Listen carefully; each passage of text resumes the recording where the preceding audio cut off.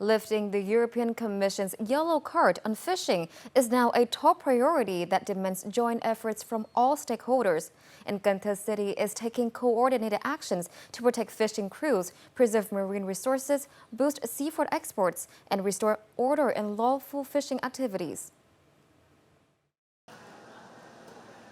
Chande Fishing Port is home to the Tho offshore fishing fleet.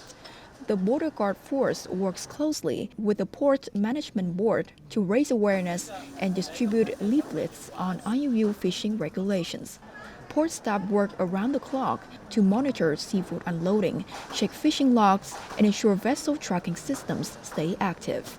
We're working with the IUU task force to tighten checks on all vessels entering and leaving the port, ensuring full compliance and preventing any from operating without proper documents. Public communication remains a key priority, with over 4,000 vessel owners and crew recently trained on IUU prevention and legal compliance.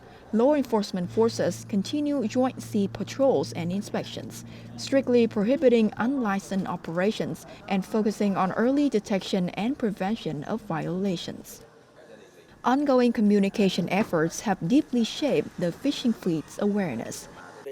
Or operate in foreign waters. These awareness campaigns are extremely helpful for us fishermen, guiding us to avoid mistakes in our activities and reinforcing our commitment to full compliance.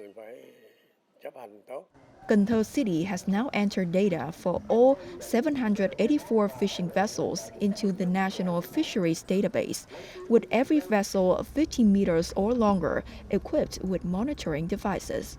These coordinated efforts underscore the city's resolve to eliminate IUU fishing, making each voyage not just a means of livelihood, but also a commitment to uphold and showcase the reputation of Vietnamese seafood on the global stage.